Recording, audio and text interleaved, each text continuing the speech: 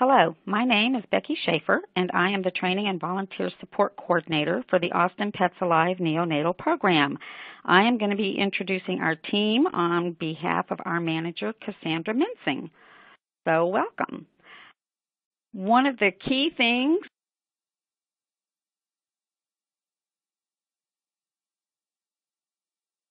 that we want to start with is why even start a neonatal program. Well, first off, there's a high need for this as thousands of baby kittens die in shelters every year. It will have an immediate impact as saving just a few litters can improve your save rates.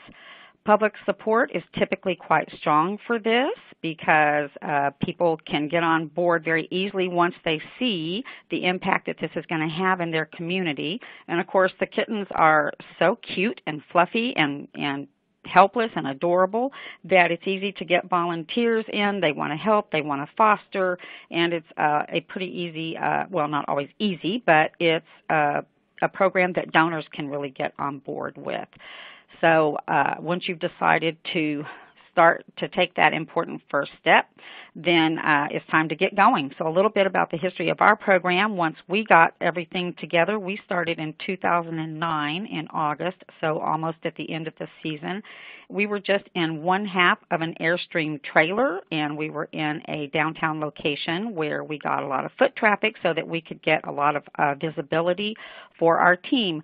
We didn't have any money. We didn't have any experience. We didn't have any kind of trash facility. We didn't have plumbing. I'm fond of saying that we had running water because we would grab a pitcher, run down to a faucet, and run back to the trailer with it. But we made it all work. We took in about 250 kittens that season, and then we've been going ever since. In 2011, we finally were able to move to a brick and mortar location. We took in approximately 1,030 kittens that season with a save rate in the high 80%, and from that time forward, we have not declined kittens from our shelter. So in 2012, we were able to move into a little bit larger facility. We were able to move into the old city shelter when they built a new facility, and our nursery was set up in a few of the old offices that were there. We were fortunate to have one that had a small sink in it. We had some donors who were kind enough to gift us with a hot water heater and install the sink, dishwasher, and washer and dryer facility, or not a facility, but a space for us. And it was at this location that we first created separate rooms for our litters. That season in 2012, we also sadly had a pan-luke outbreak. And also experienced the highest number of intakes on record to date, which was 2,124. So the pan-luke outbreak really took us by surprise. We learned a lot about pan-luke. What we learned was, first of all, to try and prevent it from ever happening again. So after that season, we implemented what we now call our all-in, all-out protocol. We implemented that in 2013 when we started fresh. We also established a pan-luke ward where we could isolate kittens who tested positive for pan-luke and give them the more specialized treatment that they needed. So since we started that, we have been able to have save rates in the around 90%. Most of the time. In 2015, we received an incredible donation of space. It's about almost 3,000 square feet, which is great that someone donates to us, and it's in a satellite location, but due to that increased space, we're also able to have not only more kittens and more defined feeding areas for the kittens, but we also can take more volunteers to come in and care for them. So we have our 3 feeding rooms where we have a total of 45 litters. We have an intake room where the kittens initially come in to be tested and to have a quick physical evaluation, and we have an office for the staff.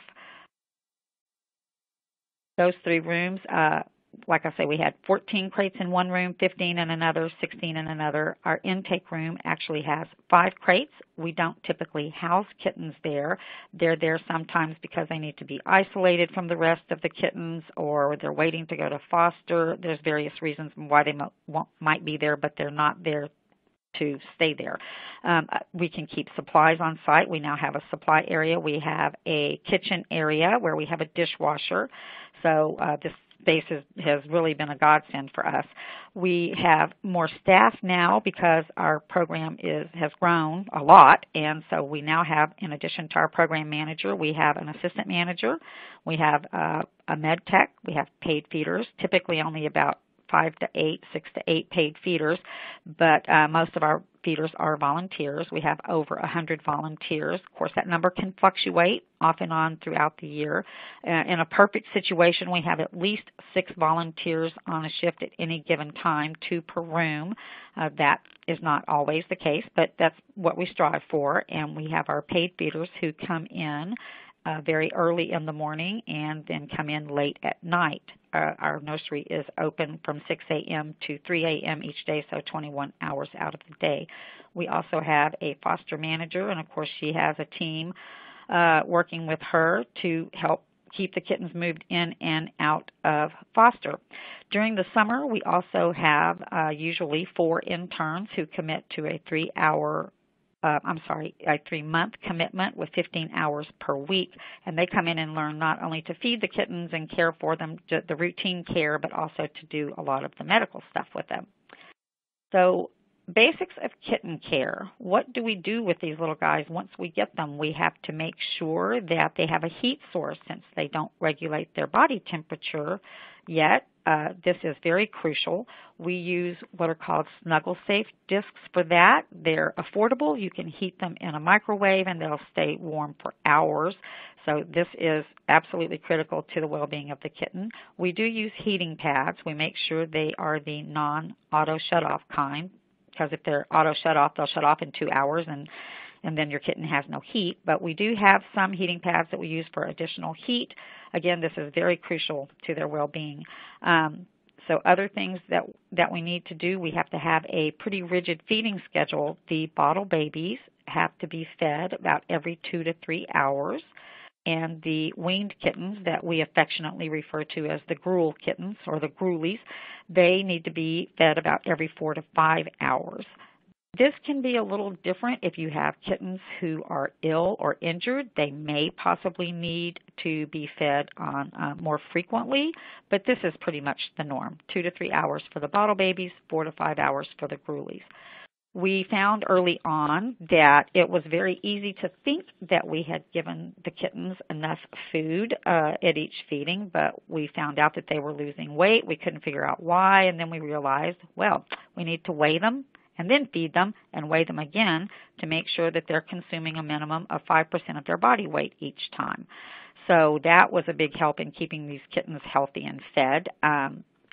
We also found that we had a lot of problems with diarrhea with the tinier babies when they came in.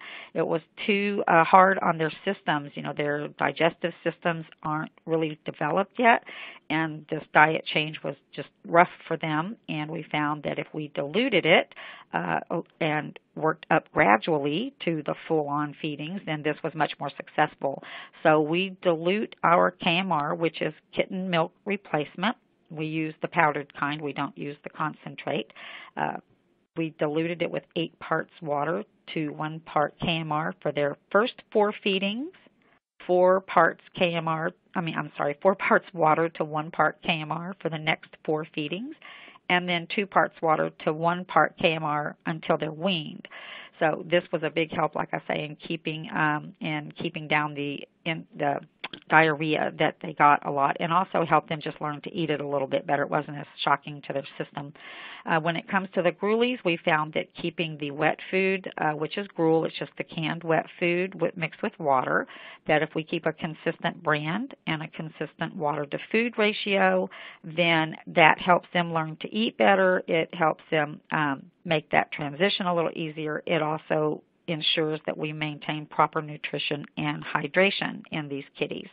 When we start to feed them kibble, that's when they have all of their teeth, including those canines, and we feed the Royal Canin baby cat kibble, which is granted a little more expensive, but it's very tiny. It's easy for them to eat, and they love it. This is like cotton candy to children. These kittens make the transition to eating this kibble pretty easily. I don't know what they put in it, but it works. Another thing that we do here is when we were very new and a much smaller team, then volunteers, when they came in to feed, would administer medications to the kittens who needed them. Well, as the team began to grow and we had more kittens and we were having trouble keeping everything staffed on a consistent basis, this started to kind of fall apart and was causing problems with the kittens getting healed or getting well after they'd been sick. So now we just have a med team, just management and the med techs, and sometimes the interns administer medications and medical treatments, and we found that this is also less stressful for the volunteers when they come in to feed. Then they're not getting worried or stressed out, wondering, if they need to give meds, did they get the right amount of meds, did they give them the right med, that sort of thing. So it's really eliminated a lot of stress for the volunteers and made them happier too. So it's served a dual purpose there.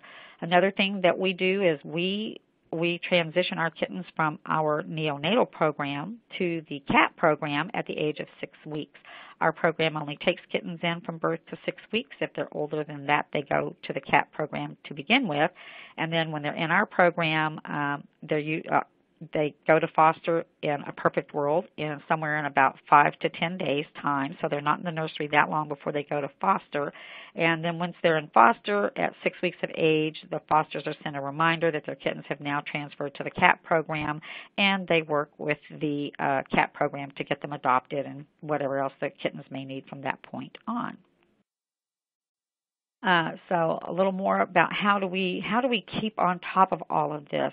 So we monitor their progress by using various things here. We have whiteboards in each of the feeding areas that monitor the feeding times. That way you can, when the volunteers come in to feed, they can look in each room, they see where they're needed, they can see at a glance which kittens need to be fed next, so they have an idea of what is going to be needed of them for their 3-hour shift. There's a photo of the whiteboard on here, which kind of breaks down different types of litter. So the first column that you see is the crate number. The next column is the litter that's in that crate. The next column will tell us are the kittens, they're B for bottle babies, they're G or an SG if they're weaned and eating gruel or syringe gruel. We find that we have to syringe feed a lot of the gruel kittens, in fact most of them, until they get the hang of eating on their own. And then we have one on this example, we have a mom with bottle babies. That would be an M/G or SG if her babies were starting to eat gruel. So now we know what they are eating, so we know when they need to eat next. And then the columns after that give us the times so that the feeders can look up there. They can determine who needs to be fed next, determined by the kitten's age. And then there's notes there to let the med techs know if they need to check someone, like if a volunteer suspects that a kitten has a URI or diarrhea, if they notice an injury, if the kitten has ringworm. We want to be sure the feeders know they have ringworm so that they can use a ringworm protocol for working with the litter so that we don't spread that around, and various other things. So some other things that we use to communicate with our team outside of the feeding rooms as the feeders come in, the paid feeders and volunteer feeders both, they sign in when they come in, they sign out when they leave.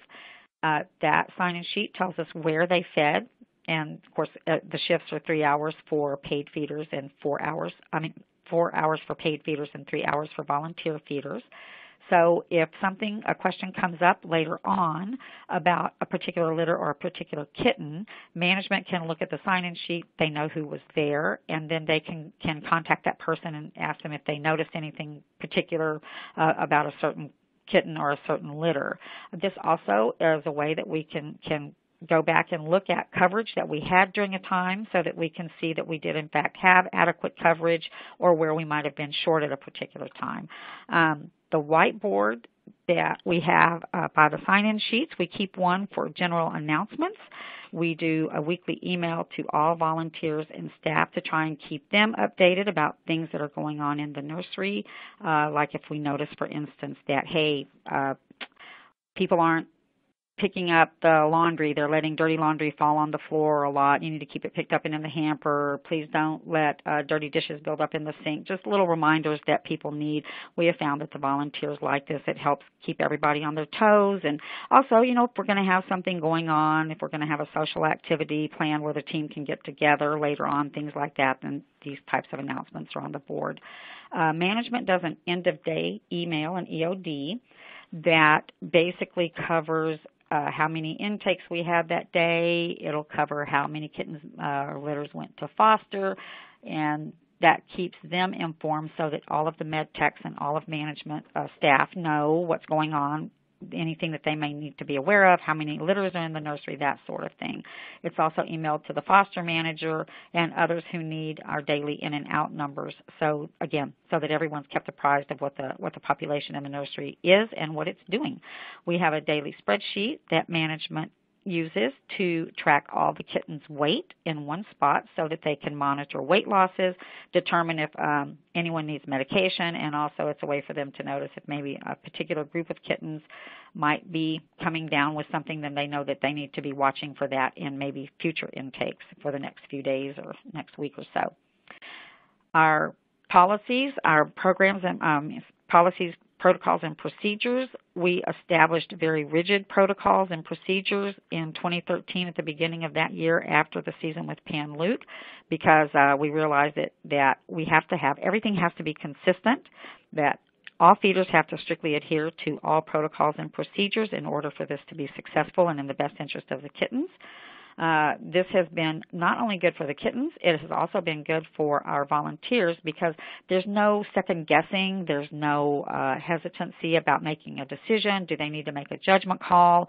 Do they need to ask someone? We've removed that type of anxiety and stress for them by having set procedures that are consistent and adhered to all the time. So we can't risk the health of the kittens by someone, one person wanting to do something a certain way and someone wanting to do something a different way. So consistency is the key, especially with a team this large. When you have, we can have during the summer when the nursery is full, we can have as many as 15 to 30 to 35 people rotate in and out of the nursery each day. And you can't have that many people doing things, everyone wanting to do something their own way. So consistency is really key for the welfare of the kittens and, again, also for the peace of mind of the volunteers. So the larger your program is, the more problems that inconsistency and exceptions to policies will cause. Because of this, our training process has become much more standardized. It is consists of a class to kind of introduce everyone to the nursery, to introduce them to policies and procedures that maybe they wouldn't have an opportunity to learn when they are learning on the job, so to speak, from trainers. So it also gives them an idea of what life in the nursery is going to be like. I think it's very fair to say that most people, when they sign up for this, they think it's just playtime with kittens, and it's not. We want to be sure they understand that they're coming in to feed these kittens, to care for them, and move on to the next litter. We don't encourage people to play with them. These kittens can be played with and socialized in foster. They're only with us for a short period, 5 to 10 days, and then they're out of the nursery and they're in foster care where they can get that more one-on-one socialization. So we want to be sure they know, and this is a great way to do it. After the class, they have 2 full shifts that they come in and shadow an experienced feeder, and they learn everything on the job training, so to speak. They learn it hands-on, and it moves pretty fast. We really show them what life is really going to be like so that they understand what a fast-paced environment this can be. You have to maintain the quality and integrity of your volunteer corps and your paid feeders. If you don't, well, then it's going to fall apart when you grow to this point. There's some things you can do when you're smaller in terms of letting people kind of do things their way, but when a team gets to be this large, that just can't be kept up. You have to be strong about determining who can and who cannot work in your nursery. Not everyone is a good fit for this. Emotionally, some people can't handle the pace. Other people can't handle kittens being sick and passing. Since we do have very high save rates, we don't lose a lot of kittens in the nursery anymore, but it is very difficult for some people to handle. So if you let them know up front what they're going to be working with, they are happier because they know what they're going to be dealing with, and they can choose a different program if this is not going to be a good fit for them. So vital to the program's success, of course, are your volunteers. Again, we have over 100 volunteers. We have approximately 5 to 8 at any given time paid feeders. So obviously without our volunteers, we couldn't run the nursery. It is vital to the program's success. So we recruit and train on an ongoing basis. We have a very high retention rate for volunteers. We have a 3 to 4 month hiatus at the end of the season before we open again the next season. It's easy to lose volunteers during this time. You know, they start doing other things, they lose interest, things like that. But we, on average, have about an 85 to 90% retention rate each year. Still, people come and go, and we are constantly recruiting and training throughout the season. We hold training classes, probably 20 to 25 classes each season, and we try to schedule them on weekends and weeknights. Volunteers do the training, and we have a system for training our trainers as well as for training the new feeders. So our volunteers, again, do the training, and we have, again, people who do the classroom training, a couple of people who do that, and we usually have on average anywhere consistently during the season 15 to 20 feeders who are experienced and really, really top-notch, really on top of the game, who take the shadows in and then give them their on-the-job training. Retention can be tricky in volunteerism. Retention is tricky no matter what, but in volunteerism, of course, it's particularly tricky. So we try to really show our volunteers how much we appreciate them and how grateful we are for what they come in and do. We try to keep them updated and informed about what's going on. If you educate people and let them know why you need them to do a certain task a certain way, they're much more likely to do it that way. And they're happier because they know, they understand what they're doing, and they're not worried about making a mistake or doing something wrong later on down the road. We try to create some good team spirit. We don't have an opportunity to bond during our shifts because we're there to feed kittens. And while in a perfect world we'll have 2 feeders, sometimes even 3 per room, the reality is that a lot of the time there's only 1 feeder in there. Our volunteers do have to commit to one consistent weekly 3-hour shift. They can pick the day and time that they want to come, but it has to be a consistent shift. So if Sally likes noon to 3 p.m. every Friday, that's her free time, then that's her shift every Friday. And if a volunteer misses a shift, because of course things come up and people do, then they just have to make it up some other time, and they work with our scheduler to arrange that. So still, we don't get a chance to bond with one another. So we try to have a few social activities during the year. Before the season opens, we have a happy hour where we get the group together. At the end of the season, we have a big Christmas party. And then throughout the season, we don't plan a lot. It's hard because obviously somebody's always going to be working. We don't want people to miss things. And of course, we're all busy in the summer with family and jobs and things outside the nursery as well. But we try to host maybe 1 or 2 happy hours throughout the season just so people have a chance to bond a little bit, help create some team spirit, and also keep things fun. You know, if it's fun, they'll want to do it. They don't get an opportunity to play with kittens. This is very disappointing to people. They're cute. They want to play. They're begging for, humans to show them some love, and yet we just have to look at them and say, sorry, it's not your turn. So this is just a way that we try and give back to the volunteers. We try and make being on this team as fun for them and as enjoyable and rewarding as possible so that they want to stay with us.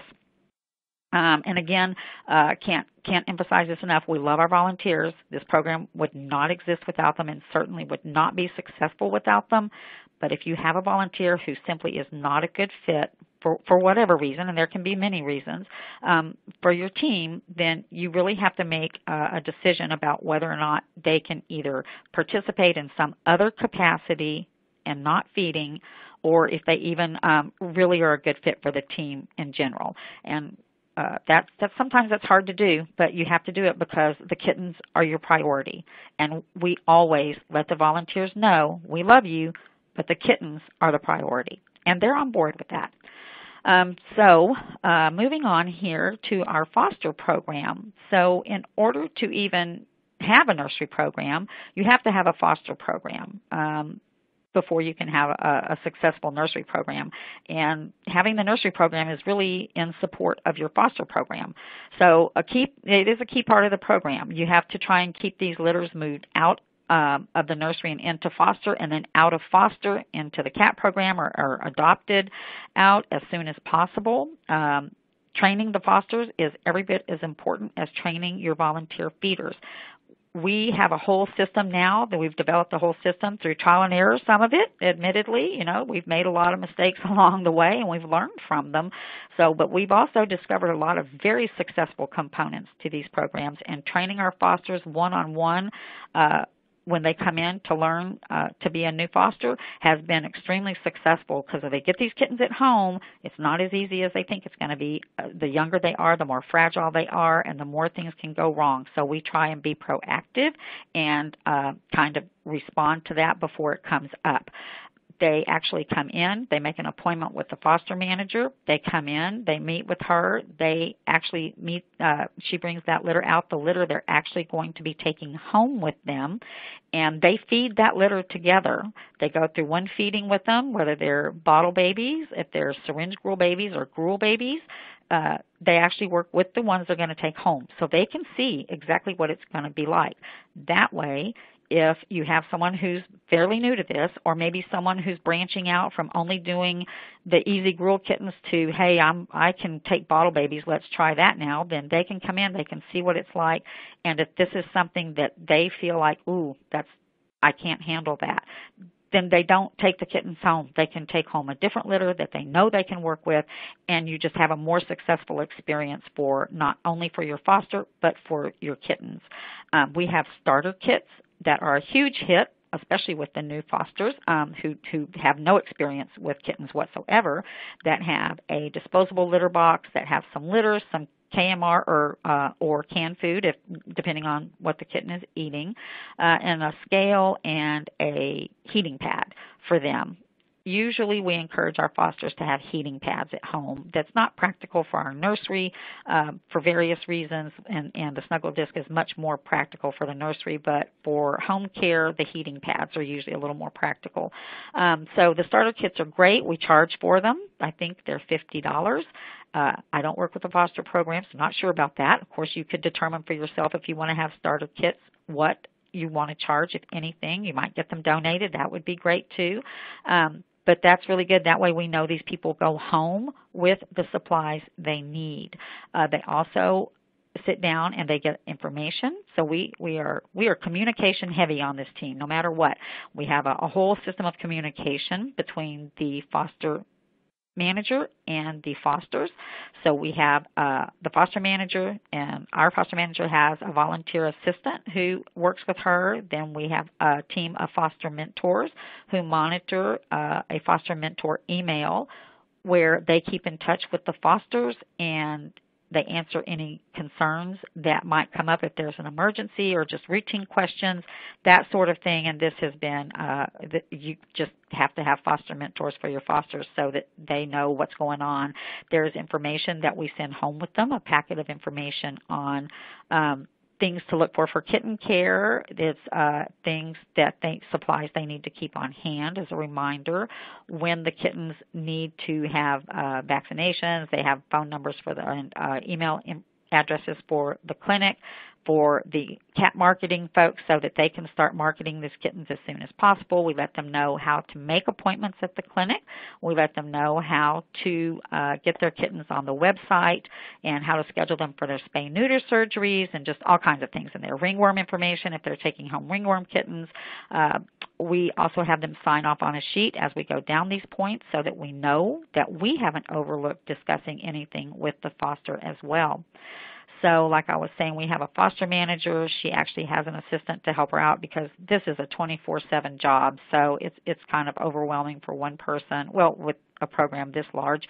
And we have our foster mentors who are available pretty much 24/7 via email. So kind of to recap here, on getting started, you need a plan. You kind of have to, you don't have to necessarily have a big space to get started. You can start with just your foster program, which you need to start with that anyway, before you move into the nursery part of the operation. But once you move into that, you don't necessarily have to have a big space. We didn't start out with a big space. You can start out with a small place.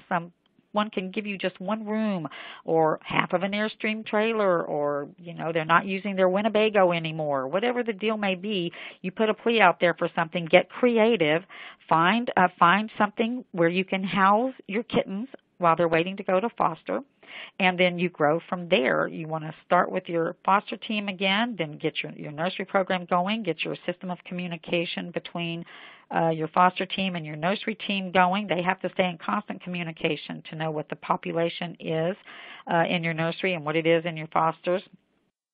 And then you do need to have a plan, though, like in terms of what kittens are you going to take, what age.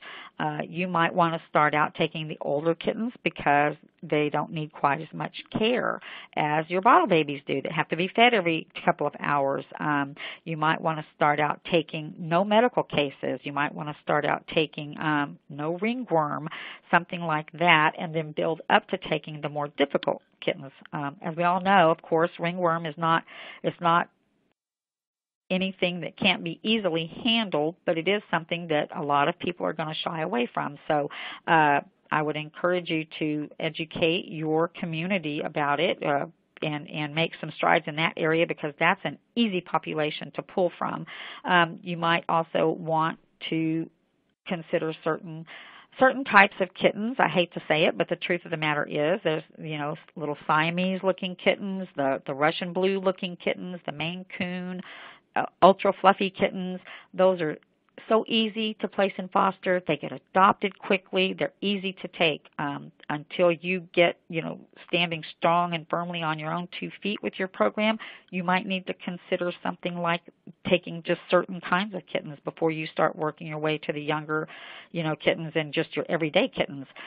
Proximity to your medical team is definitely going to be important for not only intakes, but for when the kittens get sick.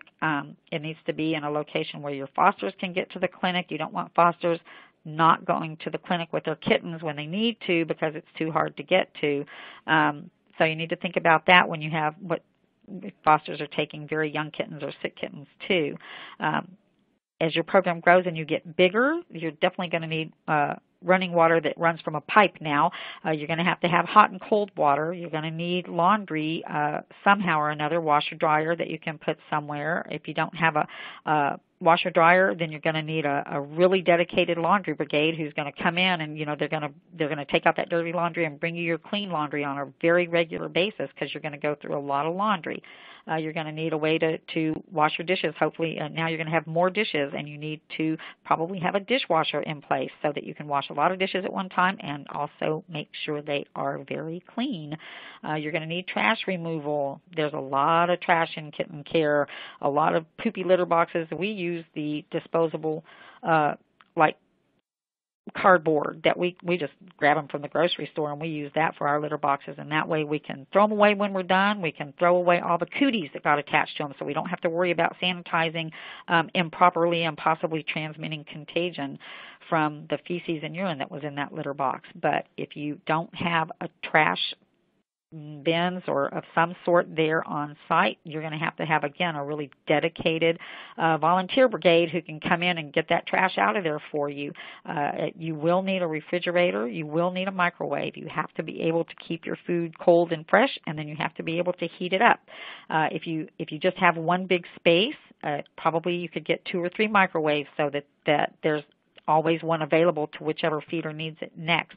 And microwaves, usually we can get those donated pretty easily. They're not very expensive. They're pretty easy to come by, as are old refrigerators and old washer dryers too, really. You're going to need more volunteers. So before you can bring more kittens into the nursery, you're going to have to be sure you have enough people who can fill all the shifts that need to be filled to keep them fed and cared for. So that's kind of it in a nutshell. More things that you're going to need to think about.